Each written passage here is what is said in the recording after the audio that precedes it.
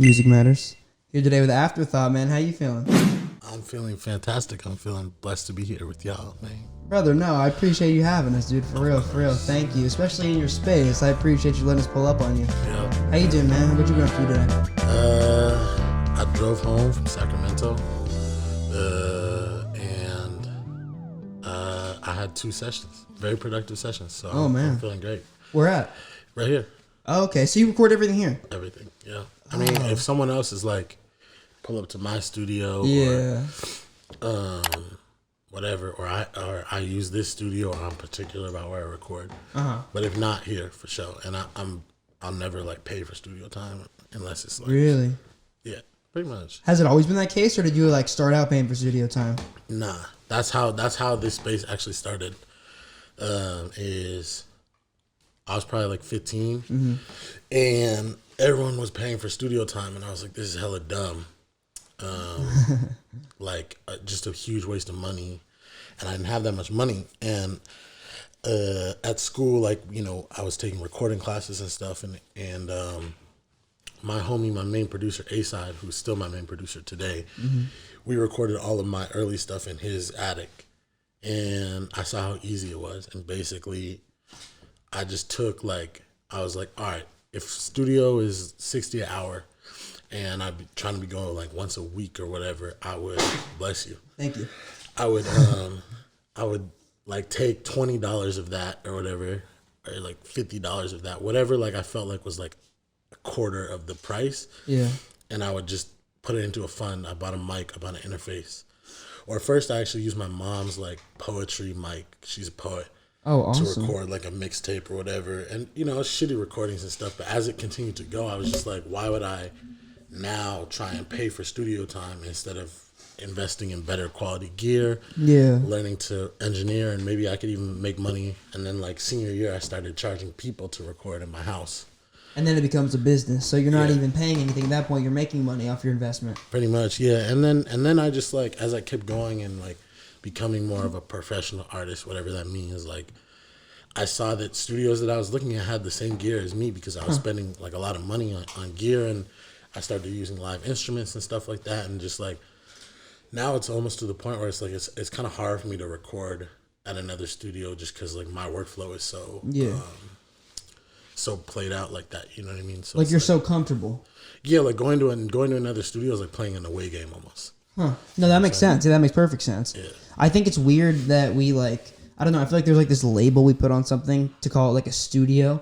But like, what is a studio? A studio is literally just like a place to record in with gear. It's like that can be anything, you know? Like, I guess like, you know, most of the studios I've been in, when I think of a studio, I think of like a dark room with like analog equipment and like there's like a couch behind, but it's like, why does that have to be like what we think of a studio? You know, like this place, like this space that we're in, it doesn't match like the traditional look of a studio, but like why does it have to? Right. And also like when I watch videos of like a lot of my favorite artists, their studios like aren't regular, you know, they work, like, you know what I'm saying, like they working out of their house or out of someone else's house or whatever. Or I don't really like being in a dark room when I make music. You know what I'm saying? I like to like feel at home. Obviously my music is like very family centric. So but yeah, I mean, it's just at the end of the day, like I always encourage artists to like do things themselves, and then if they don't like it, they could switch it up and like, you know what I'm saying, have someone else do it. But you should just understand the process of like, you know, a lot of hip hop studios today are just an interface, which is like the box you record out of, and a microphone and a mic cable. You have to bring your own computer. And that's cool and all, but it's like really like a lot of those studios, like you could buy yourself for $600. You know what I'm saying? You could sound treat like a corner of your room, buy a microphone, buy an interface. Like, this is no disrespect to those studios because they're trying to make a living, but like a lot of those studios are like the microphone is not that high quality. You know what I mean? So it's like if you're talking about studios where there's like tons of analog gear and like whatever, those studios are different. Those studios also cost like $300. You know what I mean? So it's like you're not even like that's not even the thing anymore. Like that's not even like the quality equipment anymore. You know what I mean? So people who are still recording like analog stuff, it's like not only is it more expensive, but it produces a lower quality sound. Right. So unless you're trying to get like that specific sound, which is something most independent artists who are starting out are not. They're trying to get the highest quality. Yeah, 'cause it's very niche to want to like actually record something analog. Yeah, absolutely. It's weird. I think like as the kids are starting, the kids that get into music, as they're starting to realize that, oh, I can make a Billboard hit in my room in a sound treated corner with a Shure SM58 that I just bought off Amazon. Like the more and more kids that realize that, it's starting to kind of like dismantle the studio industry. I think a little bit, because dude, like it's crazy. Like I mean, I talked to a lot of artists, and it's the like the discrepancy between like the ages of people who go to studios is crazy, because so many of the artists that I talk to that are like, I mean, not older, but you know, in their 30s or 40s, just people who like aren't like super young. Yeah, they all like go to studios. But then like I talked to like, you know, like I just interviewed this guy Frenzy the other day. Shout out Frenzy. He's 18, and he was telling me, he's like, yeah, I've never been to a studio, but I make songs every single day. Yeah, like it really is getting to the point where it's like you can make the next Billboard hit in your room, and I think that's a beautiful thing. I think it's good for music. Yeah, I think it's dope. I think as I get older, I understand why people go to studios, even if they have like a little setup in the room, just because I live in the place that I make music, and the place I make music is amazing, in my opinion, obviously. Honestly, like I think I was telling you earlier, like on my own, I haven't made music in probably like a month and a half. Yeah. Because when you don't pay for studio time and book studio time, right, it's like you deprioritize making music. And obviously when I was young, when I was 18, I was making songs like every day. But now that, you know, one, I'm like more of an adult, and two, I'm more of a working musician. Yeah. I'm doing interviews, I'm doing shows, I'm like taking business meetings, I'm going to meet with people who make my merchandise. Like I'm doing other things that artists have to do, because being in the studio is like, while it's the creative like heavyweight of being an artist, like you're also building your brand and building your network and da. And you know, you're also trying to make rent, whether or not that's by creating your art, selling your art, or another way, another means. So I deprioritize, even though it's probably the most important thing to me ever is making music. I deprioritize it because I'm always like, well, even I get home at 1 a.m. and I'll make some music, and then I get home at 1 a.m. and I go to sleep. Yeah, or you're exhausted. Or I go to the gym. I do anything else, but it's like I keep telling myself like, oh, I could do it later. I can do it later. You know what I mean? And so I get why, like my homie Ozer, he books studio time, and I keep being like, you should get your own. And he has his own setup now, but he still books studio time, and it's because of that reason. In part, is like he has days where he makes music, and if you book for it, you pay for it. You're there. You're there. That's all you're doing. You know, you're not like sending business emails in the studio. Right, exactly. Whereas like even when I'm locked in the studio, I'm like, oh, well, I could probably send some emails. I'll do this. Yeah. I'll do this later or whatever. Oh, now I'm going to eat because I haven't eaten in 12 hours. Yeah. My homie just hit me asking me if I wanted to go to the gym with him. Like, I'll do that. But if it's like an event, the way that like anything else that you do that you pay for, that you like don't have access to 24/7 is, you are going to be like, I can't do that. I'm in the studio. Yeah, and I'm because you're paying for every minute, literally. Right. Even if you're not paying for it, and you have like when homies come to use my studio, it's like someone's paying for it. Yeah, yeah, or just time is money. Yeah, you know what I mean? Like, because time is really the most important resource we have, and so deprioritizing is the worst thing you could really do to anything that is important to you. That's super interesting to me, because it's funny you bring that up. I was just talking to Joey about this, like as we were setting up. I was like, fuck, man. Like I said this, I was like, I don't know how much longer I can like do the whole pull up to people and interview thing. Because like, honestly, like maybe I shouldn't even say this, but honestly, I'm just being 100% honest. It's like, it's starting to make the interview less enjoyable, because I pull up and it's like the setup is so taxing and sometimes it's frustrating. Like today we had a broken tripod, and it's it's always something, because I'm literally like in my Toyota Corolla pulling up to people all over the Bay Area doing this whole ass setup and then like recording an interview with them, and I'm not really profiting off of that. It's because I love this shit and I love the art. But it's like at the end of the day, it's the way I thought about it is like, okay, this isn't forever, right? Because honestly, I'm happy you said that, because it makes me think that like it makes me feel like I'm not the only person who feels that way, because it's like, you know, that gets really frustrating. And then, but I always have to. I was thinking like right after I said that, I was like, okay, I got to ground myself. Like, this isn't forever. This is until I have a space. Until I don't have to do this. I don't have to do this the way I'm doing it now, and I can do it a more efficient way. But it's like I have to grind through this, and you kind of have to do it with a smile on your face, because the second you let it get to you and get frustrated over something stupid like a tripod breaking, that's when it starts to be less fun. So I guess what I would ask you is like, have you struggled with music? Like the idea of being a career musician, has that become less fun to you when you've realized that it's not all just being in the studio all day? Absolutely. I mean, for a while it did. And then, it's a give and take. Like you're saying, it's a constant struggle. Being an artist is really difficult. The more you do it, the harder it gets almost. You know what I'm saying? And but I also think we're in this kind of weird place post-COVID America where, like, my mom said this to me. She was like, a lot of your friends have multiple jobs. You know what I mean? And I think, like, she was just like, it's never been harder to be a young person in this world. Like, rent is, especially, San Francisco, Bay Area, but, like, anywhere, rent is rising. Minimum wage is not. You know what I mean? Like, I mean, that's really, like, rent is rising, minimum wage is not. Expenses are rising, minimum wage is not. And, like, wages, period. Like, minimum wage is not rising, but also, like, starting salaries are not really rising. Yeah, you need exactly. more and more degrees to have whatever, like, to have an entry-level internship, you need to have internship experience. That, like, in itself makes kind of no sense. It's a paradox. It makes absolutely no sense. And because of that, I would say it also is easier to pursue being an independent artist because it's like, I feel as though my whole generation is in the same kind of lost boat. And during COVID, honestly, I felt really blessed to have something to work towards because a lot of people were just in their homes because it's like their career was just shut down. Going to work. Yeah. Yeah, and you couldn't go to work. I fully agree. Like, so much of what, like, Above the Bridge is now was built during COVID. Like, the infrastructure to allow me to go and interview people, that was all built during COVID. Like, during COVID, I just sat in my room for hours and figured out what cameras I want to buy, how to use cameras, how to use interfaces. I figured out how to, like, just stuff like that. Like, I just figured it out, and it's like, that's funny that your mom brought that up to you because I was just having a similar conversation with my mother the other day, and what she was saying was that she was like, when I was 18, I just moved out, and she was like, all my friends just moved out. We just went and got apartments because we worked minimum wage jobs 4 days a week and we could afford it. And I was telling her, I'm like, Mom, I damn near work like full time now as a server and make decent money, and like I can't even dream of that in California in the Bay Area. Like it's not even a thought. No. You know what I mean? Whereas like, how old are you?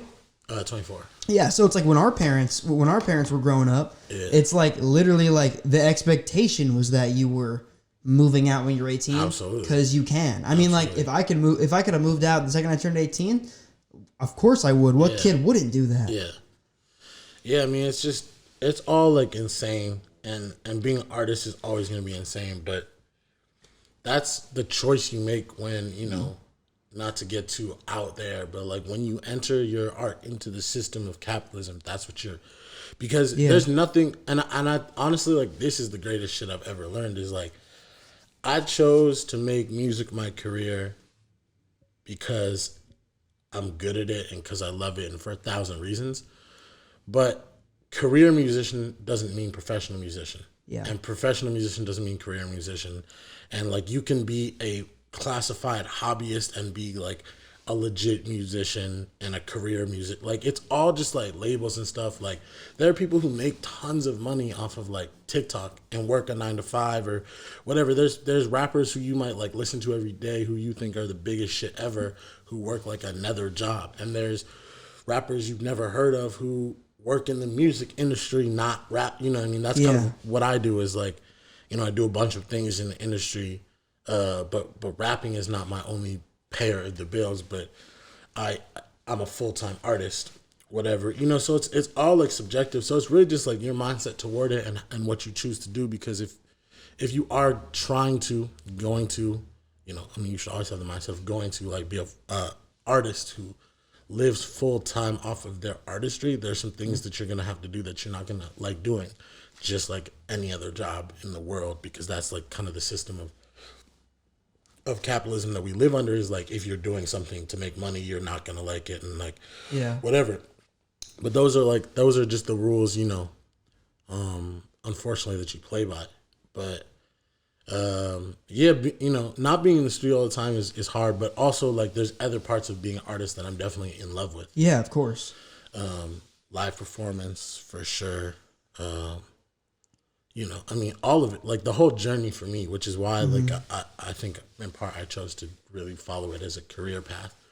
That's hella interesting to me that you said that. Like the idea, that's fascinating to me. Like the idea of, you know, I'm a full-time artist, but that means I'm doing 10 different things in the industry.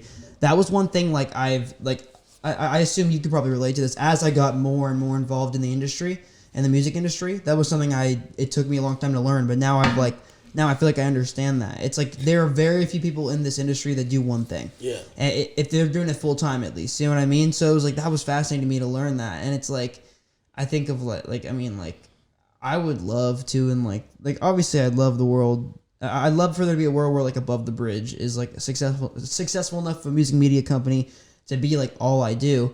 But in reality, like I truly believe that can happen, but I think until that happens, I'm going to have to do other things, and I'd much rather work in the industry that I'm in, or trying to pursue at least, than go work a 9 to 5 that's completely unrelated to what I'm doing. Like, I'd rather go manage, or I'd rather go be an A&R somewhere, or I'd rather go work at a venue, or be a promoter of some kind. Like, just there's a million things you can do within the industry that you're in that gives you more experience in it, and it also, like, allows you to, like, be creative. I kind of learned, like, this was interesting to me. It was like, I don't remember exactly where I read this. I believe I think it's a Stephen Pressfield book, but I can't remember which one.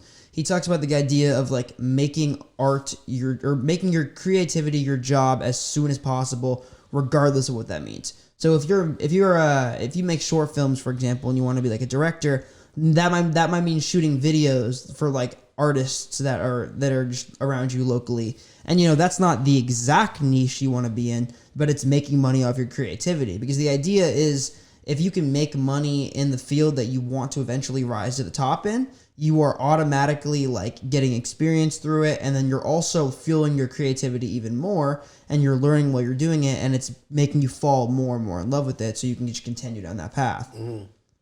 Yeah, definitely. I mean, I think that's hella true.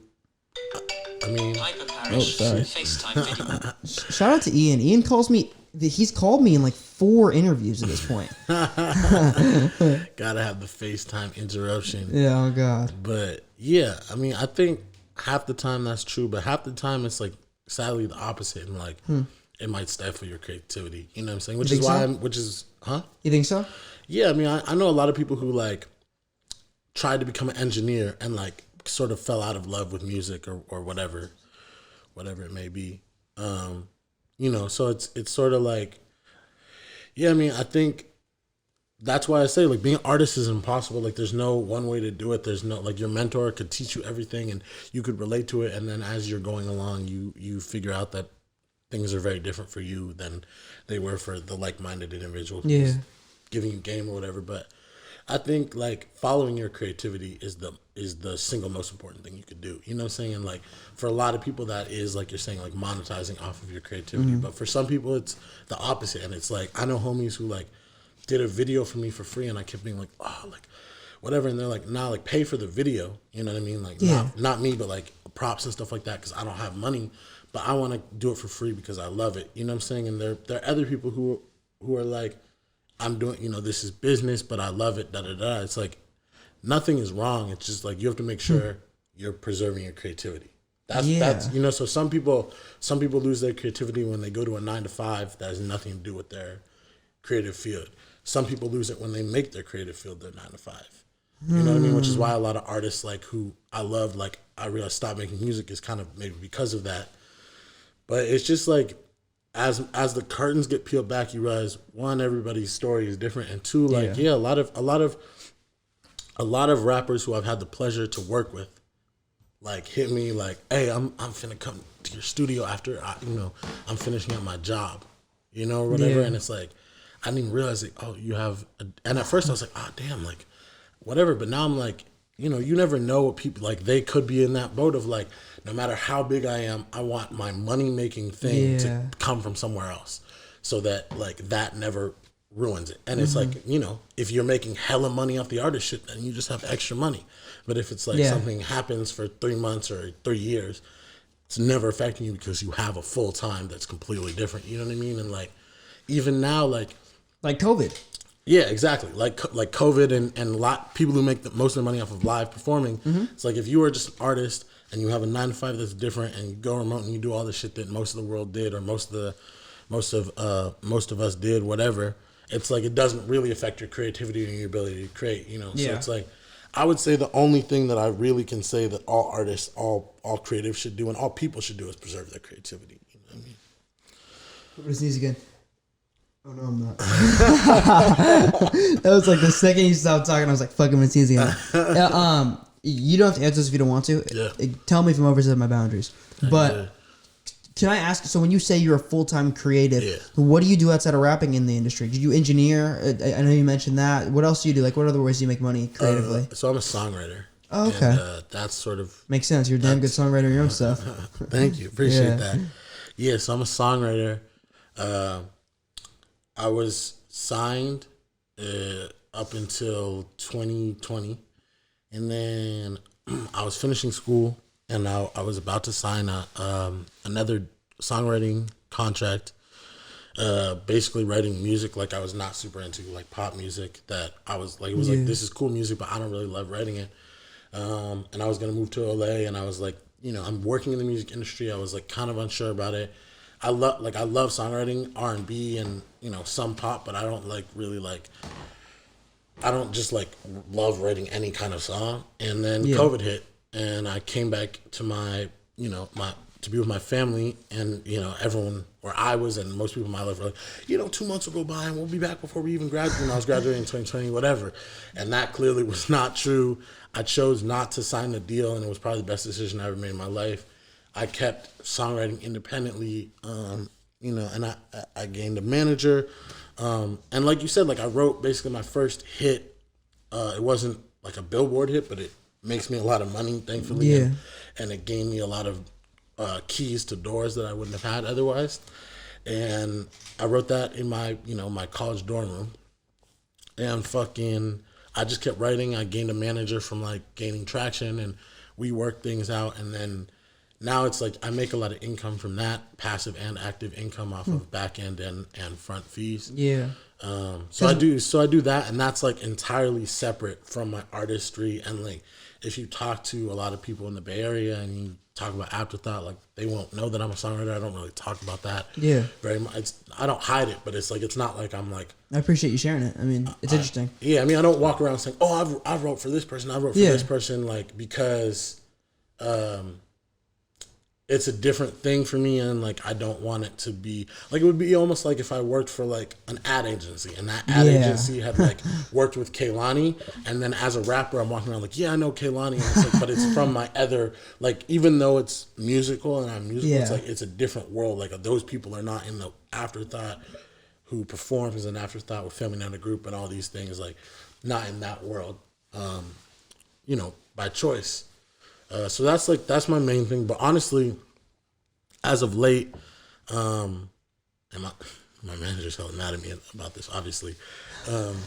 I've been throwing more shows with my collective Family Now the Group. Yeah. And that's sort of, I love songwriting and I always do it. But I'm almost like being a party promoter, party planner, show thrower has become like my other main source of income that's more tied to like my brand as an artist, but it's sort of, it's separate from like most of these shows I'm not performing at, and whatever. Sometimes it's not even my friends are performing at it, other artists in the Bay Area performing at it, but that's become like a main way where I see income being generated. That's super interesting to me. I would love to talk to you about that because not to disregard what you're saying and make it about me. I'm sorry if this is what I'm doing, but don't apologize. Just to this is the first interview I can officially say this in. May 29th, first Above the Bridge show. We're super excited to throw that. Brick Mortar San Francisco pull up, but just so going through that. Now, say it again with your chest though. Like that's a big deal. But this is your interview though, bro. It's a conversation. May 29th at Brick Mortar, Above the Bridge, first ever show. It's a big fucking deal. I appreciate you, know bro. What I'm saying? It's not. Nah, you're right. No, 100%. First show, pull up. But anyway, no, dude. So now like I'm in that world, and I understand what it takes a little bit, and now, like, it was interesting, like, how I kind of got into that. Like, because I always wanted to throw a show. Want to throw a show for years now. But it's like, I started to understand more of what that takes because of friends that I had that were in that field and did that and threw shows and promoted shows and put together lineups and worked with venues, etc. So as I got to meet people like that and build those relationships, I started to understand what that takes. And now I'm sort of realizing, kind of speaking on what we were on earlier, that's a whole nother field in the industry in which you can make money. And first off, I just want to give you your flowers because, like, I feel like you're really starting a movement with Family Not a Group, and you guys are just, it seems like you're so close and genuine, and yeah, of course, my brother. And it's, you guys just, like, radiate positivity, and I love that. So I guess I want to ask, like, if somebody wanted to do what you do, like either start a collective or like start throwing shows, but they don't have any contacts in the Bay Area, what's the best way to start kind of getting that notoriety and start meeting people like that? Because I feel like I probably did it in a much different way than you did it. So I'd love to hear how you kind of met all the people around you and built this community. I mean, first and foremost, I would say that every artist, every artist, period, should throw a show themselves. I agree. In their career, because live music obviously historically was a way where artists made a lot of money, and it still is. And the amount of understanding that you get, one, if you are working with a bigger promoter, how much they might be fucking you. If they're charging you to perform, or even if they're not paying you to perform, how much value you bring, right? Like, I know that when Afterthought and the Top Chefs or my band come and tickets are $20 and I'm bringing like 50 people, not only is it the total sum of 20 times 50, it's also drinks. The drinks that they make. And there's a lot of pieces to the pie that are being split up. Merch cut, but throwing a show makes you understand the money 100% that you should be entitled to. Because a lot of times, like, when people hit you with a number, you know, and even people watching this interview, like, you know, I might say like, oh, 500. People be like, that's a good amount. But then you do the math and you think about it and you're like, but my value that I'm bringing to the show is $1,000. Exactly. And that's before the fact that you factor in, that's just the money that I'm bringing in. That's not the work, right? So, like, when you hire someone, you hire them not just for their reputation, but also for their labor. So you're not just paying for the fact that it's going to be a good job. You're also paying for the fact that they're doing the job. Yeah. So those two things. So I'm bringing people in, but I'm also giving you entertainment. So that's two things, right? Versus, like, and they're entirely independent, right? And we should be, if it's a group, or you should be compensated for both. Yes, exactly. And performing makes you realize that, you know, sometimes you're being fucked over. On the opposite end, if you're working with, you know, like anyone who works with Family Not a Group or whatever, I always encourage them on the opposite end to throw a show, to understand how much work goes into it and what you might need. Like, what setting everything up, you know, what finding merch, finding good venue, getting green rooms, things like that, like all the back and forth that goes into it. So you can also appreciate when, like, locals are trying to get you to throw a show or on a show or whatever. So you understand both worldviews. So that's like the PSA. That's the most important shit I've learned. But in terms of forming Family Not a Group, we're 17-person collective, and it really just came about naturally. I went to school in New York, and I lived in New York, and I was going to New York, and I think I just posted on my Instagram, and Mike Evans Jr., shout out to Mike, was doing this thing, Rent Check, and we were hosting sessions at my house for the soundtrack, and you know, I was rocking with a lot of folks there, but basically I was just like, I'm going to New York, who wants to come? And I think I said it publicly, and folks hit me up and whatever, we're like, I'm trying to rock, and I threw a show, and I put pretty much everyone who came on the bill to do a few songs, and I think that was like 10 of us, and that was sort of the first. People kept asking us, we walked in and, like, whatever, we're all swagged up, whatever, like, we look like whatever, you know, dope group of individuals. People kept asking, are y'all a group? And then my homegirl Cindy first said it. She kept being like, well, we're more of a family than a group, because we weren't like a group. We were just like friends from San Francisco. Really close friends, yeah. And then we came back, and Baghead and I started throwing, or right before we left to New York, actually, me and Baghead, DJ Say, and De La City threw a show. It was Los Racas, myself,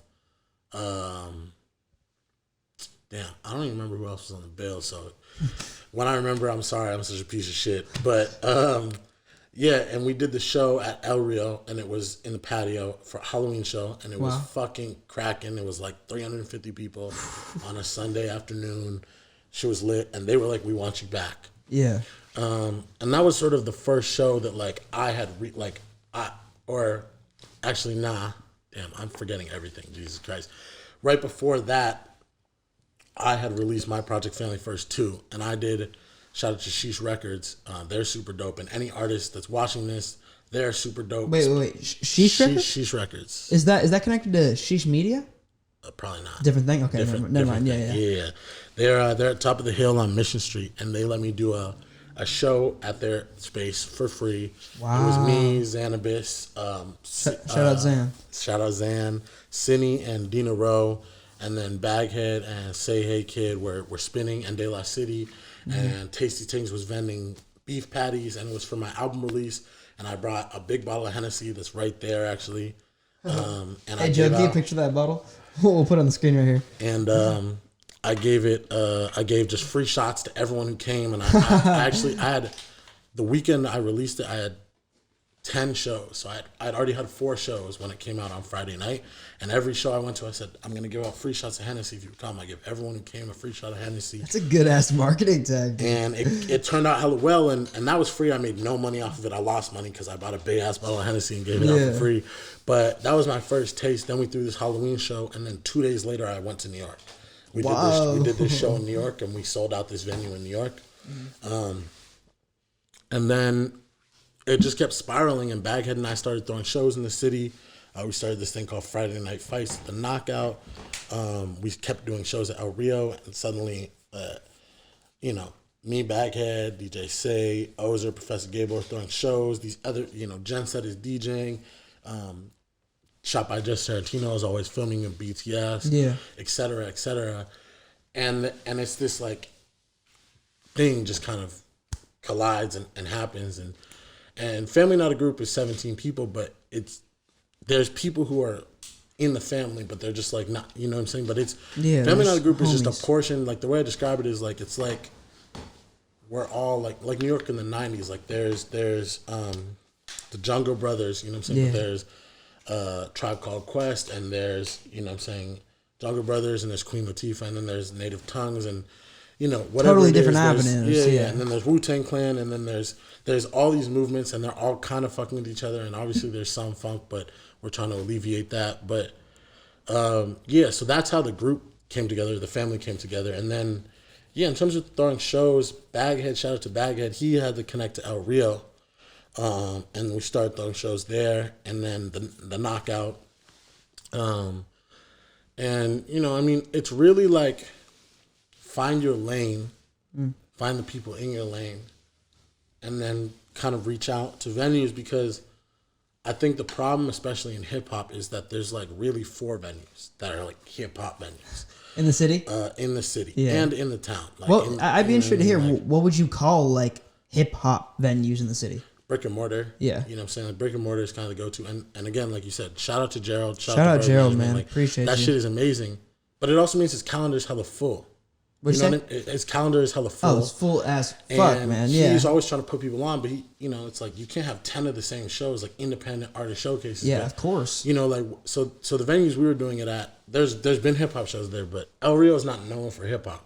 Yeah. It's a queer space, which first of all we love. Like it's an open space. Is it in the Castro, or where is it? It's on Mission Street. It's okay. Between Mission and Bernal Heights.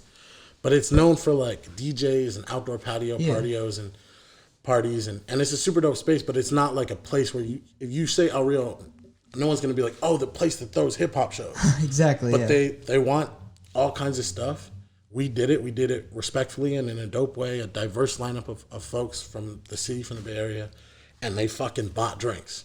That's what matters. Right. And so that's anybody wants to throw a show. Here's a funny, interesting way to think about how you can get venues and promoters to fuck with you. Get people to buy drinks. Right. One of the bottom lines. And if you're trying to throw a show, don't go to a promoter. Yeah. Go to a venue person. Exactly. Tap in with venues. And then we've just been doing it slowly but surely. As soon as we did the first couple shows and they started doing well, and that's just by the grace of like this community is so dope. 100%. We all show up for each other. There's other groups out there doing what we're doing, you know what I'm saying? Sheesh Records, Sauce Fam Collective, Poo-Tang Clan, you know what I'm saying? The list just still winning. The list just keeps going, you know, and going. And we're all showing up for each other. We're all supporting each other, you know what I mean? And then, yeah, you know, then you see that you're bringing people in. They're buying drinks that, you know, it's a dope supportive thing that they're buying more drinks. Yeah. And that, you know, you're getting people in, getting a different crowd in, which means that they have more cross stream of like people who might want to come back at a later date, right? Rather than seeing only the same people every time. You know, so it's a business and it's a business that if you come at it with money and love in mind, you know, so the money is like, we want people who are buying drinks. We want people in the door. The love is like, we want to pay artists. We want to have local artists on. Yeah, you know what I'm saying? It's like a lot of venues have been fucked by COVID. And we are in a better place now than ever before for artists to reach out to venues, to bars and say, hey, I'm a DJ, I'm an artist, I'm a rapper, I'm a singer, I'm a band. We're a band. Totally. And we because the bring people in. Need it more than ever. Absolutely. Rest in peace, Honey Hive. Rest in peace, Slims. Like those are historic places in the city that we lost because of COVID, and that's awful. And just to circle back to what you said, I think it's like a really fascinating thing, like the world of show promotion and booking, etc. Because it's very hard to understand unless you do it. I thought I understood it. I really did. Yeah. And then when I did it, I found that it's an entirely different thing than I thought it was. Absolutely. It's really, really different than anything else. And I think like what you were saying about reaching out to venues, that's valuable. And I would challenge anybody who wants to start throwing shows, respectfully, to try to do something similar before you do that. Because I do think there's a lot of, I mean, you've thrown tons of shows, so you would know this better than I would. But my understanding is that there is like a lot of weight that is held on the first show you throw. Because if you throw a first show and it's incredibly successful, that's how you start getting invited back to places. Yeah. Yeah, I mean, I think the way I went about it, you know, which I didn't plan at all, like I had no game. I'd never even thought about throwing shows, but I had this album, or this EP, Family First, Volume 2, and I thought it was really special.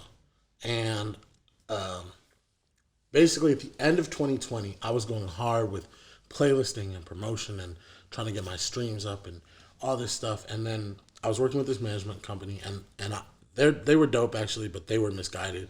I won't name them because like they are dope and they're dope people, but turns out that I was like on fake playlists, fake streams, all that bullshit. And you didn't know? No. Well, I mean, it's like I could kind of tell, but I was also like, but also like streaming in general, I'm just like, I never really understand. It's all like, fake. Yeah. I mean, you know what I'm saying? Like, it's like you're never always gonna be all 100% real. Yeah. One of my projects got taken. The project that they were promoting got taken down. Even like some of the blogs, I was like, well, was this paid for? Or, you know, do they fuck with it actually?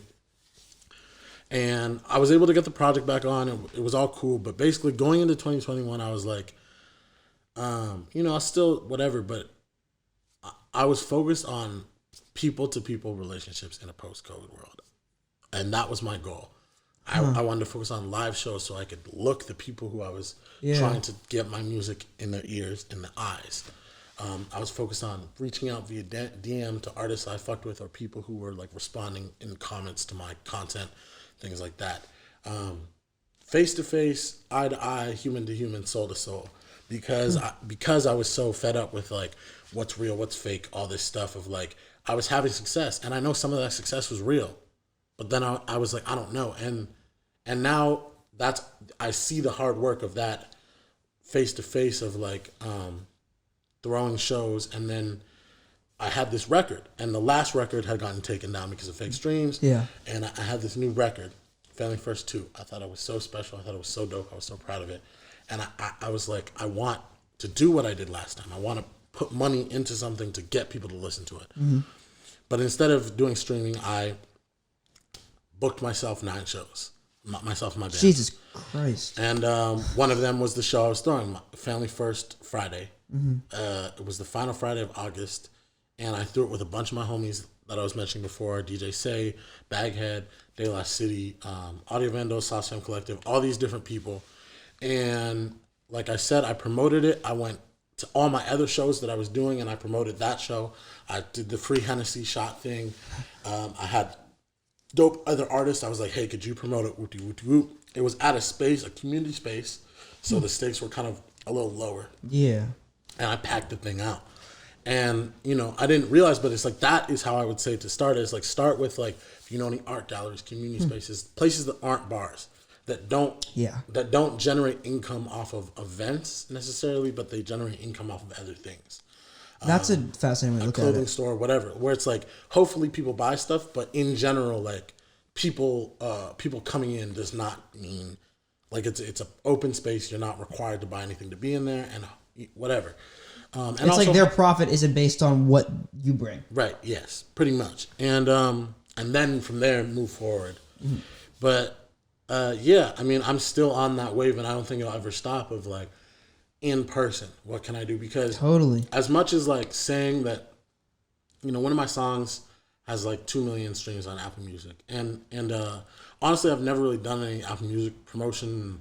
There's a bunch of algorithms that I got on that's really cool, but I don't know. One, I don't really know how I did that. And two, like, I know that the song is good, and people tell me the song is good. But to me, what's way doper, and also business wise, what's way cooler is I can be like, on a Wednesday night, I brought out 300 people. Yeah. To watch me perform at $22 a person.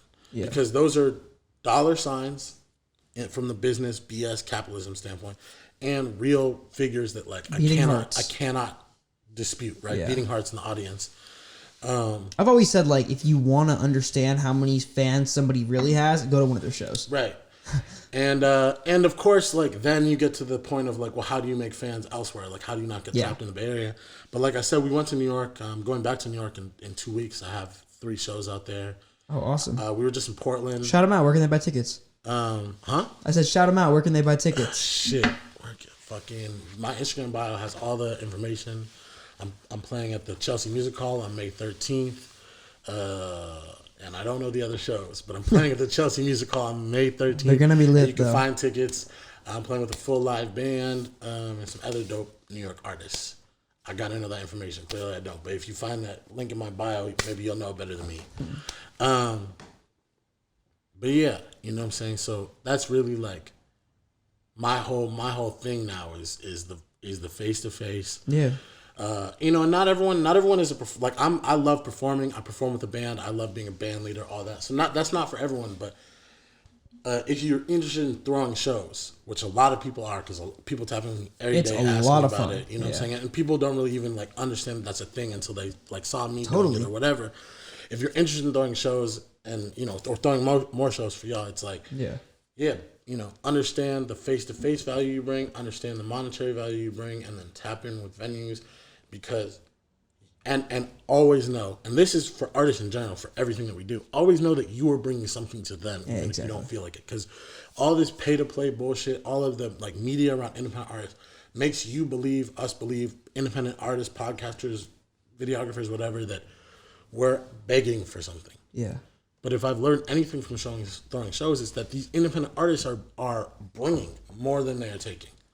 Right, dude, like you get a show, but you bring in people. Yeah, that's like if there's no show at a place like the Chapel, which is probably our biggest venue we work with, then no one goes to the Chapel. Oh, exactly. You know what I mean? That's what I say. Like I have people ask me, like, oh, how did you like book this show, Brick? It's like, respectfully, every venue needs people to play every single weekend. And then also Thursday, Wednesday, most venues, Wednesday and Thursday, some venues, Monday and Tuesday. Right. If venues operate, they make money by artists performing there. If there's no artist to perform at the venue, they then make no money. So if you are somebody who has connections to a lot of artists and you have a company that revolves around people's artistry and supporting musicians and working with musicians, and you have access to those people, you can provide them with those people. You can be the link. There's absolutely no reason why you can't do that. Right. And the same goes for any, like if you know a restaurant exactly, and you are DJing, you say, hey, let me do a Taco Tuesday event. Whatever, and it's like you might not even bring new people, but just like Taco Tuesday, with live music. Makes people maybe want to spend more money, buy more alcohol. There's a little dance floor, whatever. It's like you just have to understand the entertainment that you're bringing and the skill that you're bringing is adding value to these people, adding money to their wallets. And one, you deserve a portion of that, but two, you can never get tripped up off that because that's the biggest shit I see is, you know, we pay our artists, right? And I hit them. I'm like, oh, what's your cash app? What's the best way to pay you? And they're always, pretty much always the responses, no matter the level of the artist, where they are in their career, respectfully. People hit me like, oh, my bad, man. I didn't know that I had to pay. You know what I'm saying? It is so ingrained in us that, like, you would need to pay and not be paid. For bringing your service. You know what I'm saying? It's like... like, no, bro, I'm paying you. Right, exactly. But, yeah, I mean, shout out Family Night Group. Shout out everybody who's ever rocked a show for us. You know. Like, I mean, y'all are a part of it by this platform. You know what I'm saying? Appreciate you, brother. We're just the Bay Area is in a renaissance. And... everyone realizes it, which means that everyone is going to everyone's shit, which means that everyone's shit is packed out, which means that all the other venues are noticing, which means that, I mean, what Baghead always says, what we always say is like, El Rio today, the Warfield tomorrow. Yeah. You know what I mean? Because these things feel far away, like whatever, 1 million streams feels far away, but then you realize that like the Warfield is whatever. I don't know how big it is, but it's like, well, if you can do El Rio 750 cap every month, and that's 400 people. And then you just build it slightly every time. Yeah, it's not that much more. You're gonna get there eventually. Yeah. Because again, we as artists feel like it's not our like monetary value. We're not brought.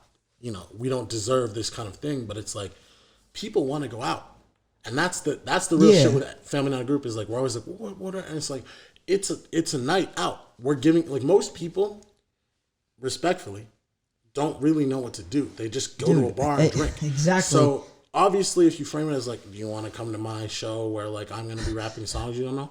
But if you're like, hey, look, every FNG function is lit. Yeah. You want to come? Hey, it's pretty women. Hey, it's pretty niggas. Hey, it's pretty people. Like whatever. It's a good time. Hey, it's good cheap drinks. Hey, it's cracking. Woo woo. It's like it's like you know you need to think about it as like a house party. Where it's like when you hear about a house party, everyone is like, "Let's go." Yeah, you know what I mean. And what else are we gonna do? Half the time, the house party's fucking lame, and they get shut down in an hour after starting. So you think about it like that, where it's like, "Hey, we're throwing an event." You know what I mean? Your shows are events, and like you should also be practicing like that. You should make it fun because then you know it's like it's cracking. You know what I mean? It's and oftentimes and honestly, it's more cracking than bigger shows because bigger shows is filled with like people who aren't maybe like-minded as you and like... And they're fucked up and you're going to start a fight or whatever. Right, exactly. Smaller show, you know more people, first off, you know. There's more... The odds are, like, your, like, degrees of separation with homie next to you is going to be far less than if you're at Bill Graham watching a huge performer play, you know what I mean? And then, like, dude, I think that's so true. Like, think about the night out thing. It's like, dude, like... If you don't grow, okay, I grew up in Concord, right? Concord's not it's a city, but it's not like San Francisco or Oakland, you know what I mean? And plus where I grew up in Concord, so I grew up in like North Concord, and then I moved to Clayton, and then like back to Concord, and then like Clayton. Now I live on like the border of both, and there's some shit to do. There's nothing to do, so it's like there is so much like if there was a venue in Concord that like. You know, besides the Concord Pavilion, that like through shows with small artists, you know how much value that is? Right. Do you know how much more exciting my life would be if 20 minutes down the street, I could go and find some new artists that I love, opposed to just drive around and sit at the same 3 views and get food with my friends like we fucking do every Friday? Right. It's like, it's so much more enjoyable and so much more memorable and exciting to go find some musician that you like, you've never heard about. You know what I mean? Like you said, the value is you're bringing a night out. You're bringing an experience, a memory. Right, and you just a lot of times when artists throw shows, I see them kind of downplay it when they're talking about it, and I do it. I'm super guilty of it, but it's like, we were just talking about West Side Boogie, right? Who's a pretty popular hip hop artist. If you don't listen to hip hop, you might not know who that is. So I have a homegirl who mostly listens to EDM, and I say, hey, you should come with me to West Side Boogie. She doesn't know who that is. It could be my best friend or the biggest rapper in the world. If you don't know, like, there's no difference. So that, you know, like, you get, like, I get random people, and this is not, like, a flex of, like, I'm a bigger artist. Like, you could be the smallest artist in the world, and you could get random people who are like, well, I didn't know, Like, you know what I mean? Because they don't know. Like, you I know didn't what I know mean? you Like, made music, yeah. Right? No, they just didn't know like how big or small you were. Oh, Like, you know what I'm okay, saying? yeah. So like, I talk to people, you know, or whatever, and they're like, "Oh, what's going on here?" And, you know, outside the venue, I'm like, "Oh, it's a cracking ass show. Like, you should come in." And it's like, well, they don't like you. They don't know who's performing. Yeah, and, they like, don't know how if it's your big show. that They don't know, person yeah. is. You know what I mean? Like, if you know, if you're talking about like, yeah, in the opposite, like, I don't know a lot of country, like, but I hope you could be like, "Oh yeah, like, you know, this is dope show I'm going to." It's, you know what I'm saying, Clayton Millard or whatever. I'm like, oh, for sure. And I could be like, oh, this is, you know, it's probably some huge artist and it's his homie, or vice versa. Like, you don't know, and either way, it's cracking. And when you start thinking about stuff like that, in terms of like, there are artists I listen to every day that some people don't even know who they are. You know what I'm saying? So there are shows that I go to that people don't even know who they are that are huge artists. So the same is true for artists that I know, and we start treating everybody equally like that. It's like, you know, yeah, like there are artists I listen to every day in the Bay Area that could not do a show in New York without like my help booking them, because they have no fans in New York. Yeah, you know what I mean, and vice versa. Like, and then also to independent artists out there, like that's another way that you have leverage. Is like, I'm going to London, and I tapped in, and I've been out there, and I actually worked out there and lived out there for a while. But also part of the reason I was able to tap in with some bigger artists is I was like, look, you haven't really done a U.S. tour, and I'm plugged in with a lot of venues from around the US, California. I would love to see you perform at one of our shows. It'll be cracking, 300, 400 people. And these, some of these artists play 3,000 person shows in London, but they can't fill a 50 cap venue in these states. Right, yeah. exactly. Or vice versa. It's like, yeah. You offer something like that to them, and they're going to offer it to you, Mm-hmm. But it's also like people don't understand like the degrees at which you are like away from your goals, or like these things that seem unattainable. They're never as big as you think they are. Right. Like anybody who's watching this who has like friends who are musicians, or like has like who like knows, anybody who's watching this that legit has like 4 friends that are musicians that really fuck with them, you can throw a show. Like find you. It might take a while. You might have to hit up a lot of people. But I guarantee you, if you know enough people, you can find a house or a restaurant or a fucking basement or somebody, and then get Joe who plays banjo, and then your homie who plays guitar down the street, and you have a show. And then 20 people pull up to that show. They have a great time because it's fun and everybody knows each other. Yeah. And then they have a great time, like, oh, dude, let me know you do another one of these. So next time, those 20 people, you hit them all up. You say, oh, do you guys know anybody else who would like to come? They bring 20 more people. Right. You find a bigger space, et cetera, et cetera, et cetera. And then it's like in the span of 6 months, you're booking a major venue. It's like you don't understand like the degrees of separation at which you're away from your goals are really, really hard to understand. Yeah. There's one of my biggest inspirations is Steve Jobs. Right. He has this quote where he talks about it's impossible to connect the dots looking forward. So you have to just vice versa. I'm sorry. It's impossible to connect the dots looking backwards, so you have to try to connect the dots in your future and just hope that everything works out. Right. And it's like that's the idea of, I think you just have to do things to do them, despite whether or not you know they'll get you to your goal. You know what I mean? Like, for example, like I didn't know that like, okay, so like 3 years ago, like I would have loved to interview artists and I would have loved to book shows. Those are 2 independent things. They're in the same industry, but they're independent things. Right. I would have had no idea that interviewing artists is what would have got me to throwing a show. Right. But if I didn't do the former, I would have never had the opportunity to do the latter. Right. So it's like I try to encourage people to just do something. Yeah. Figure it, like do something. Whether you know what the outcome's going to be or not, do something. I'm not saying waste your time, but wake up and do something hard. Yeah. Like figure it out. Like it might not bring you to the next place, or to the next level actually, but it's like something will. Yeah, thanks. And you just have to find what will. Yeah, definitely. Yeah, it's interesting. Yeah. So you said you lived in the city, obviously. You lived in New York, and you mentioned you lived in London before, right? Yeah. What, I guess I'd ask you, like, how does the city compare to those places? Because are New York and San Francisco even, like, comparable? Definitely. I mean, San Francisco is way smaller, obviously. San Francisco is the smallest major city in the world, so it's smaller than every other city, like, population-wise and size-wise, it's smaller than both Oakland and San Jose. Yeah. You know what I'm saying? It's just, but it's a major city and cultural hub, so on that tip, it's hella similar. Honestly, San Francisco and New York are the only two American cities I've been in where that like really, really feel like cities. What do you mean by that? Like that, I guess because most other cities, the suburbs of the city are in the city. And because of how San Francisco and New York are built, like peninsula-wise and ocean-wise, that's not true.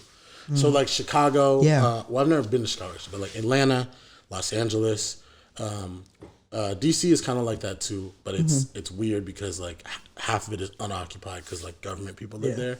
But most of the other cities I've been to, it's like half of the city is suburbs in city lines. So that's like how LA is. That's how Atlanta is. I'm told that's how Chicago is.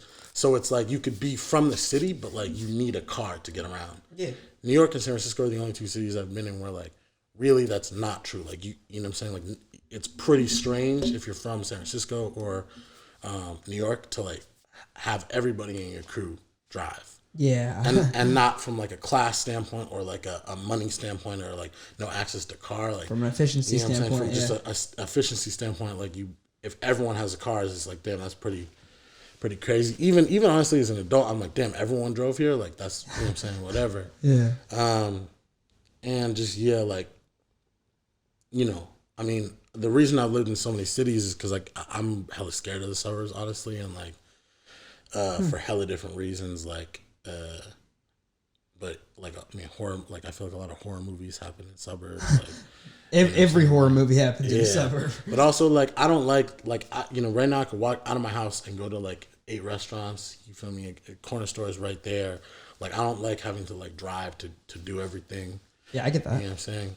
It's kind of unnatural. But yeah, I mean Frisco is, you know, it's different in a lot of ways, but it's similar in a lot of ways. You know, the energy and life of a city. The ocean thing is fascinating to me. Like I didn't think about the idea of like San Francisco being separated by it. Okay, if you think about like the district of San Francisco and think about the ones that have more money versus the ones that don't, look at like the way that communities that are impoverished are pushed out to the edges of the city, right? Like and closer to the ocean. I didn't understand that or realize that until Chucky pointed out to me. Shout out SV Chucky. But we were talking about how like it's the boy. But we were talking about like how because he's from Philly, so they were talking about like Philly is like, you know, like he would tell me like Philadelphia, like the entire culture of the city is like very similar, you know, whereas like San Francisco, it's like from place to place it's very, very different, you know, because like the financial district versus like the Sunset, that they're two different places, you know what I mean? He said like all of Philadelphia is like somewhat similar, and then we were talking about like how like San Francisco, you think of like what is the most like historically impoverished neighborhood in San Francisco? Right. Hunters Point. Yeah. And where's Hunters Point? Right. On the water. Right. And it's like I never thought about like that in terms of like, oh, is there like a reason that is? And it's like, well, quite obviously, yes, there was a reason for all these things. There's a reason why the most impoverished neighborhood in San Francisco sits on the water. Yeah. And it's fascinating. Yeah. New York is something like, God, I can't even. Oh my God, I'd love to go to New York someday, bro. Like that's like, oh my God, I'd love to live there. Yeah. You lived in how many different cities? Just those 3, and LA, I guess. What brought you to London? I was working for Universal, and I was in, and my mom is from the UK, so she, I'm a citizen, and so I was able to work there. Like, you know, I didn't need a visa or anything. And that was valuable. Yeah. And then I get free schooling because every other country's education system is better. Makes sense. So I did 2 terms in one. So I was like going remotely from my college, or there was like an outpost of my school in London, and then also I went to London School of Economics for a semester and did that for free. Oh yeah, that's interesting. That's crazy to me that like London has their education figured out to that level. I mean, yeah, like most, you would think most other countries do, honestly. Yeah, look at Scandinavian countries. I mean, yeah, they're like the prime example, but I'm saying like I remember I met some friends. I mean, I also like literally went to a private school, so I went to well, I don't want to say better, but like the concept is like, oh, you're going there because it's better education. And I remember I met some kids from Mexico, and they were talking about like, oh, well, you know, it's kind of like the war of this. And I was like, I don't know what war you're talking about. And they're like, it's a U.S. war. And I was like, huh? And then, and they were like talking about geography of the United States. And I was like, Jesus Christ, you guys know more about the United States than I do. And you're not from here. But it's just because like most other places, one, have good education, and two, learn about we learn about other countries. And they learn about other countries from a perspective that isn't incredibly whitewashed. Yeah, right. You think about the way we learn about like Native Americans. Right. You think that's realistic? Right.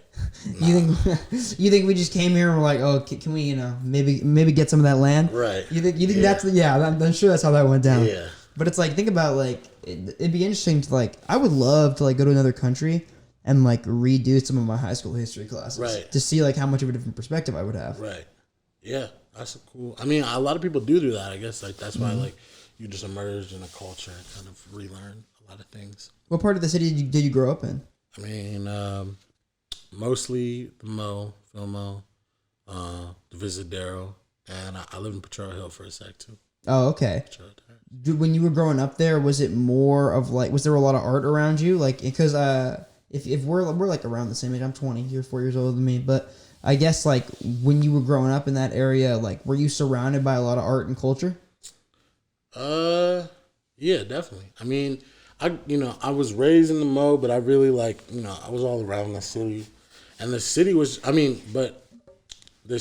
filled with art, but the Mo and Uptown, the Visadero, CDP, Central Visadero, was just filled with hella artists. I mean, to me, the most prolific San Francisco rapper is Saint Quinn. And he's, he's from the Visadero. And the Mo was just filled with dope rappers, but it was also filled with a lot of violence and crime and shit like that, and gentrification. But the whole city was alive with culture. There used to be hella more murals in my neighborhood, hella more murals all around the city. Hella muralists doing murals or doing graffiti, hella taggers and tagger culture, hella skaters and skater cultures, just filled with vibrations of art. And that shit kind of went away as I got older. But luckily enough, I was in programs like You Speaks, Brave New Voices. Shout out to You Speaks, shout out to Brave New Voices. I was in the SF Public Library, music classes and shit like that. And I was playing jazz. Why do you feel there's less of that now? You mentioned that there was less. I mean, I can't really speak on now in terms of being a kid, but in my teenage years, I definitely the city lost a lot of artists to gentrification. They just couldn't afford, both artists that were from here and artists that had moved here couldn't really afford to be here anymore. Yeah, because it was impossible to be an artist, working artist in this city and live here. So it lost a lot of that artistic culture, that arts first culture. A lot of the venues closed down or rebranded, in a way that was less welcoming to and more profitable young people like myself. A lot of the community spaces closed down, or had to cut in half, so I wasn't able to go to them anymore. Things like that. But I was definitely raised around art, raised around love, raised around cultures, of all kinds. Yeah, gentrification is crazy as fuck though. You seem you seem very interested in it. I feel like you mentioned it a couple of times now, right? Yeah. You think it's had a big impact on the way you look at the world, especially in the city? Yeah, I mean, it's just the craziest shit to me is memory. You know what I mean? And what you forget. You know what I'm saying? I forget that things were a certain way because it's been so erased. And I think that's hella crazy. Is every time I would come back, I would be like, damn, they got rid of this.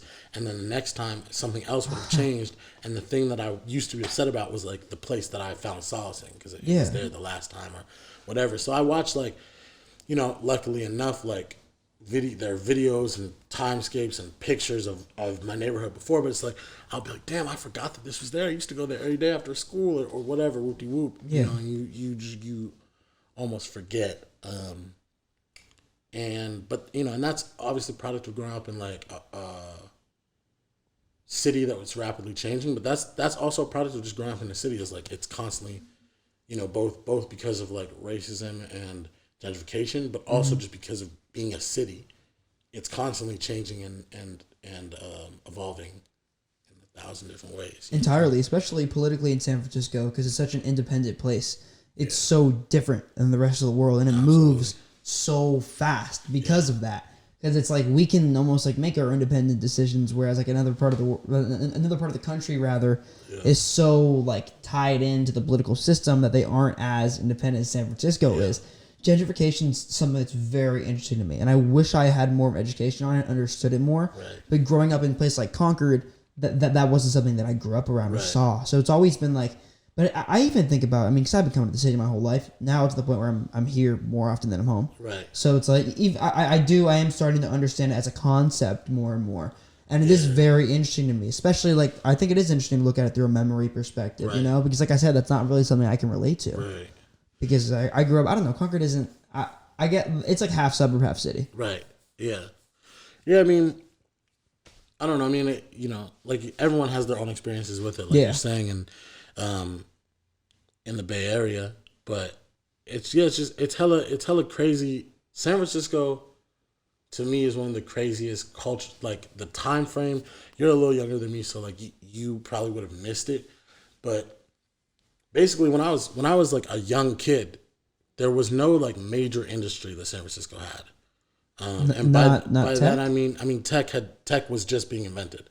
So before tech, I mean, because of the .com boom, right? Right. Before that, like obviously there were industries. San Francisco has always been a major city, like a port city, but outside of that, there was no like you moved if you moved to New York for Wall Street or whatever. If you moved to LA for Hollywood, you know what I'm saying? Like there are these like major industries. San Francisco was a city on that caliber. But there was no, like, you know, you could work in banking, you could work in whatever. But there was no, like, one thing that many, many people were moving to San Francisco for. And most people from San Francisco, because of that, which is, like, why it's so confusing, like, is that, you know, like, my pops just worked jobs and then took over his father's, you know, business. You know what I'm saying? And my mom's moved here because she's a poet and artist. And a lot of people, you know, of that age are artists or poets or teachers and things like that. But there's no, like... Now, San Francisco has tech, and so if you move here, it's a good chance it's because of tech. And so there's this industry. And San Francisco is not only a beautiful place to live like it always was because of the nature and the terrain and all these things, but now it's like the number one industry. Like the internet is here. Yeah. You know what I'm saying? Like the future of the world is here. Mm-hmm. And so suddenly everybody wants to live here, and it's a small-ass place.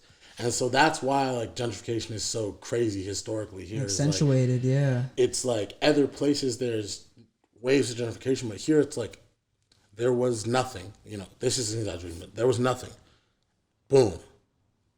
Suddenly there's everything. Suddenly, like if you are a young person who's trying to get in on making money, you are trying to come to San Francisco. If you're a young college student, you're trying to go to school in the Bay Area. If you are a person who is trying to get on the next wave, you are going to the Bay Area. You are trying to live in San Francisco. People are buying stuff up. Suddenly the properties are going all the way up. And then like we're in this beautiful Victorian house where it's like all over the city there's these nice houses that were pretty realistically priced or reasonably priced. You know what I mean? Just because, again, like it was buying a house in a city that like didn't have a crazy industry. Yeah.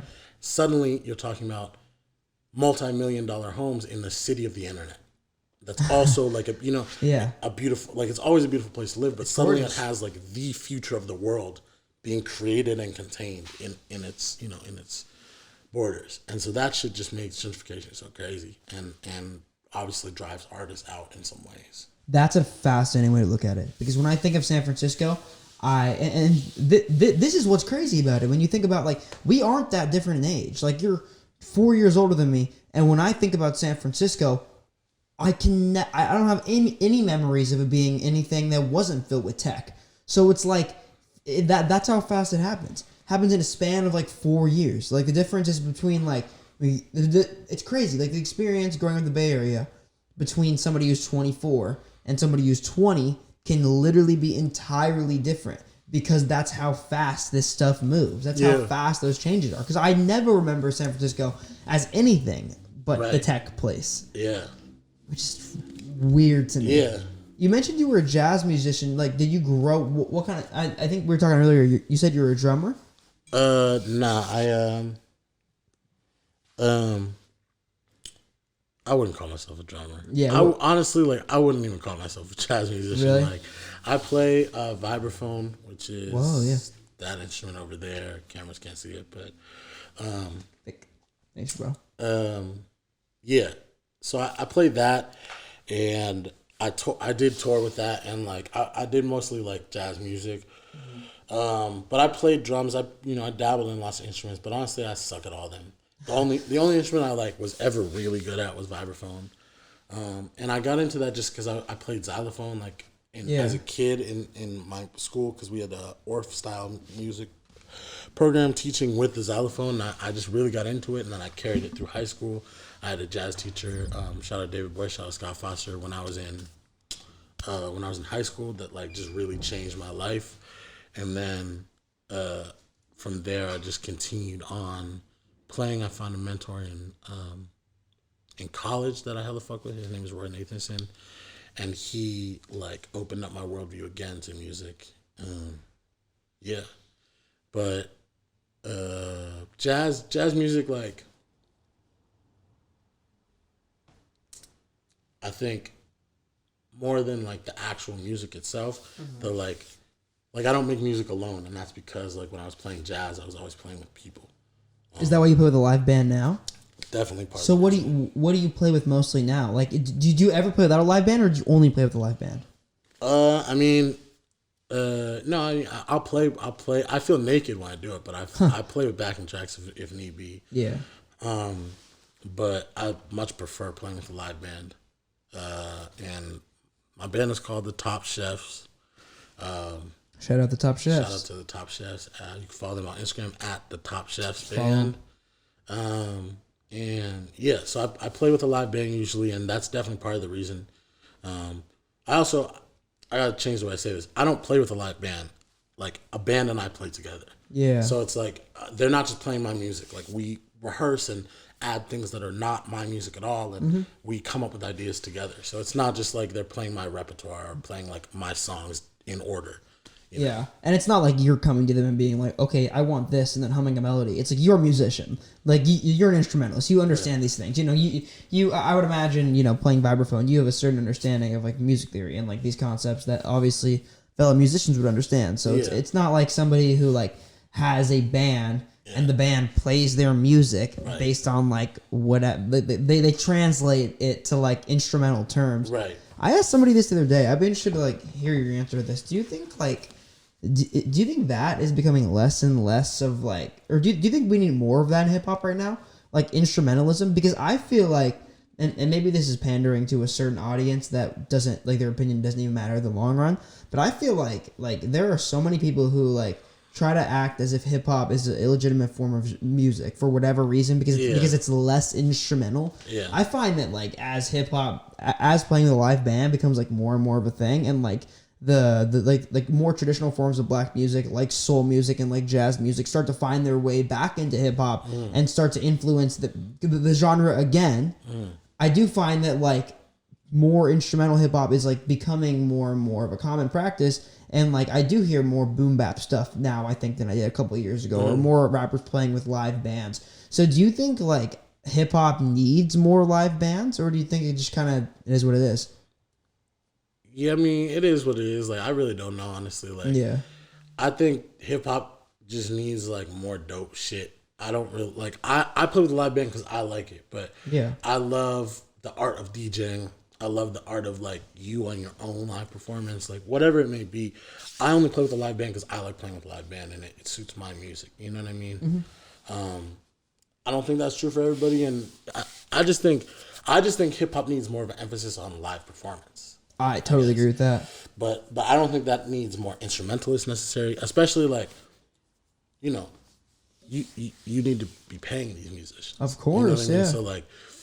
So and yeah, hip hop music in general needs to more fairly pay live musicians. I think there's just a devalue right now of live performance. I think so many artists across all genres are not really focused on live performance. There are artists that are, and they're so focused on it that their music kind of sucks, and so it's not really fun to see them. They maybe make great live music, but you don't know them. You're man, recorded music sucks. And most other artists that are so dope, a lot of artists I really fuck with, have bad live shows. Yeah. And don't really rehearse or whatever. And I think part of it was the decline, and then COVID, which that fucking rock bottom. You know what I'm saying? But yeah, but definitely, that shit is just an uptake in live valuing live performance. I think about that a lot too. But I don't know why. Because like, I don't think concerts are less popular now than they once were. Are they? Nah. Right. So like, why is that? Like, I don't understand why. Like I mean, like a lot of people who perform with us are regular performers, but they don't usually have fun shows where they can sound check the way they want and they get drink tokens. Then it's like a fun. It's when it obviously it's gonna feel like work and you are at work, and I very much feel like that when I perform. But it should be fun. It should be fun work. You know what I mean? And like when it's not fun, like then going on tour is only about the bag and not about the art of it. You know what I mean? So when you make shows fun again, when you make venues like want to have artists and welcome them and treat them right, then you're gonna care more about live performance. You know what I mean? So I think it's a give and a take. I think culturally, artists maybe need to realize the value of live performance again, and like we've been saying this whole podcast, venues, promoters, and booking agents need to realize the value of artists and treat them right, so that because then they're gonna want to do live shows more, and they're gonna really press for what they deserve. You know what I think could like jumpstart that whole process? It is this was one thing that I think this was one of the worst things for music that came from COVID.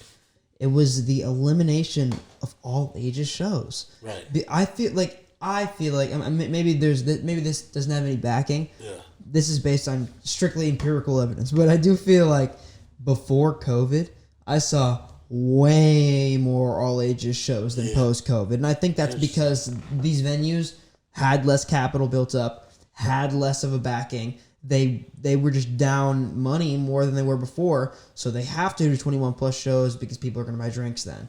All ages shows tend to be less profitable for most artists or for most bills that a venue would throw. Right. You know what I mean? And that is something that I think like really could be like I think if every show started being 21 plus, like if we started taking like huge artists that like lots of like children love and then making those shows 21 plus, that's kind of how you eliminate live music. Yeah, absolutely. Yeah, I mean, I hadn't thought about that, but that's an interesting point, definitely. Yeah, I thought about that a lot. Yeah. I don't know. It's just like, because I don't know. I've always like, excuse me if this sounds strange, but like I have always loved like, this is going to sound so weird off the tongue. I don't mean this in a weird way, but like literally I've always loved like seeing kids that were younger than me at shows. Uh-huh. Yeah. You know what I mean? Because it was just like, because it made me think of like when I fell in love with music, and I'm not that old. I'm 20. Yeah. But it's like, even seeing kids that are, like when I go to a show and I see kids that are like 16 or 15, I'm like, damn, like I remember like when I first started going to shows. Yeah, absolutely. How quickly I fell in love with it. And it's a beautiful, beautiful thing to see. As a performer, like when you're playing live, are you conscious of the kind of people that are in your audience, and does it excite you when you have like younger fans there, or like fans that like traditionally you people who like you wouldn't see at other shows, different kinds of people? Absolutely. I mean, like I said, like I'm focused on the face-to-face talking to people who are at my show, so everything excites me, honestly. With when homies who have been to all my shows pull up to my show, that shit excites the fuck out of me. When people are in the front row that I don't know grooving to my music, that excites me. Yeah, like when young people, old people, older people, whatever it is, like dancing to my music or grooving to my music, whatever, like all that shit excites me. Like just people vibing to my music is what excites me, honestly. Yeah. I mean, it's sort of a rock and hard place with the all ages show, but I definitely agree with you that something that needs to happen. I think also as things change and more shows happen, venues might be more willing to add more all ages shows for sure. Mm-hmm. But the probably the best show I've done, other than maybe my chapel show of my career, was an all ages show at the Day and Day Lounge. Mm-hmm. It was myself and Liam Barry, Xanabis, Chucky, Bash. Mm-hmm. I don't remember who else, but it was just like you could tell that they were just like, it was a crowd of young people excited and old people reignited by young people's spirit. You know what I mean? And that's beautiful. That's Absolutely. Like where you start to see how music can change people's lives. Absolutely. When you see like the idea of like older people being invigorated by watching younger people love music, and they see that in themselves. You know what I mean? Like, they see themselves as those young... They remember when they were that young person who fell in love with music. Absolutely. And it reignites and rekindles that flame they have. Right. And it's a beautiful, beautiful thing. You, a lot of your music is like... I mean, just we talked about it a lot. Like, just the Bay Area in general. And, like, a lot of your music is, like, related to the San Francisco. And somehow, like, you have... you have the Sutro Baths project. You have, like... a lot of songs titled after the city. You talk about Frisco a lot in your music. I know you mentioned you lived in other places. That kind of surprised me. Could you ever see yourself moving out of the city again? Yeah, I mean, definitely. I mean, I want to travel the world. I want to, be a citizen of the world, and I'm hella aware of how important that is, especially as a Bay Area artist. But I think San Francisco is the place I want to have my home base. It's my home base. It'll always be my home base. Even if my address that, you feel me, the feds are tracking me at is in a different place. Like, San Francisco will always be my home base. Yeah. You know what I'm saying? But, I mean, I love the city and the energy it gives me. Like, every time I touch down, I just feel the energy. That's beautiful, man. If there was one way, like, if you stay in the city, right, let's say, like you said, like, it's always going to be your home base. If you could come back here in, like, 25 years, come back to this spot, what's, like, one thing that you would really, if you had the power, you could change and make an impact in the city, what's one thing you'd want to help?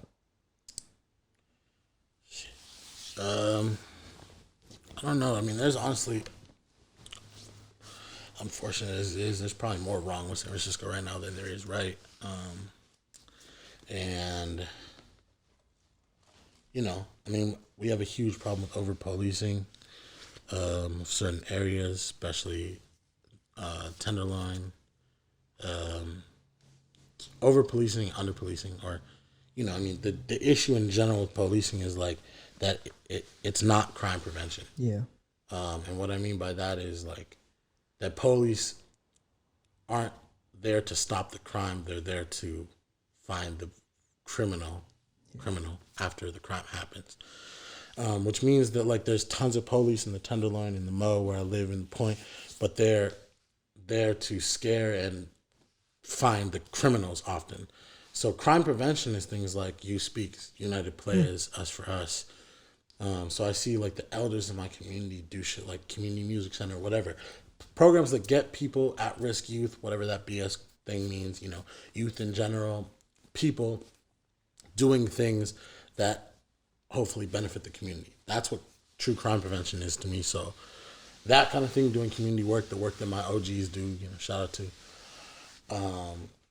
Uncle Damien, you know what I'm saying? Damien Posey, he does a lot of that shit. I think what I'm doing right now in terms of throwing shows, in terms of a cultural thing, just like, if I could do that on a bigger level for people all around the city, all around the Bay Area. The housing crisis.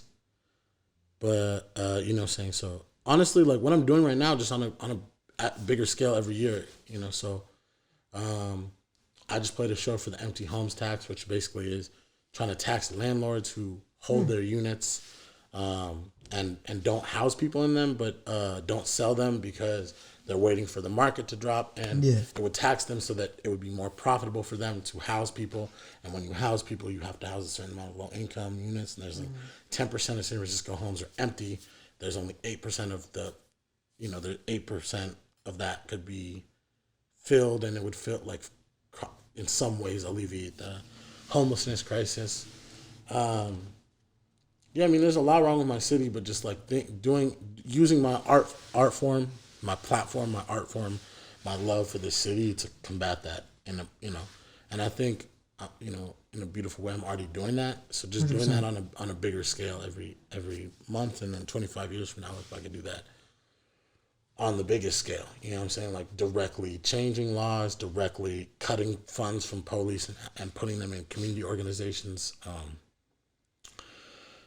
housing reform for, citizens who lost their houses, shit like that, like, bringing revenue back to certain communities and certain businesses and industries in the city, all that shit. No, 100%, man. And just again, to give you your flowers, like, I feel like you really are, like, From an observational point of view, somebody on the outside of what you're doing, it really does seem like you are starting a movement. Like you're changing something and really building something special, and it's amazing to see that in the Bay Area, 100%. You got to say we, though, because you're a part of it. You know what I'm saying? Y'all are a part of it. I appreciate you, y'all brother. Y'all throwing a show for independent indie artists in the Bay Area. Y'all are doing a podcast for independent artists in the Bay Area. So it's like, I always tell people, you got to say we.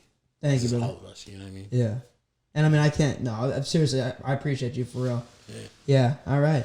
Afterthought, man, I love this. I love this conversation, bro. I thought this went a lot of cool directions, dude. I think you're an incredibly well thought out person. Like I really like the way you think a lot, and I think you're very forward thinking. And I think there's a lot of things that you want to do that I'm sure you will do in literally no time. Yeah, brother. Of course. Tell them where they can stream your music, follow you on socials. Just promote yourself for a second. Hell yeah. Shameless self-promotion. Again, my name is Afterthought. You can find me on Instagram, aft.fng. You can also find me on Twitter there. I never really post on Twitter, but you can follow me there. You know what I'm saying? Give me some love. I don't have a Facebook anymore. Fuck Mark Zuckerberg. You can stream all of my music. You just type in Afterthought. You can type in any of my songs or my project Family First 2. And you can find my group, Family Not a Group, my band, Top Chef's Band, on Instagram. You can come to all of our shows. Come see me in person. I'll get you drunk. I'll have you feeling yourself. You know what I'm saying? So tap in with me and tap in with Brother Bridge. All right. Appreciate you, brother. Yeah.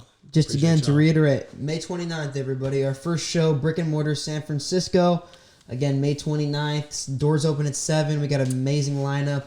Vita, Have, Carago, Lance Rediker. It's going to be a great time, so be sure to pop out. But yeah, Afterthought. Appreciate you, brother. Thank you. Thank you so much, man. Yeah. Music matters.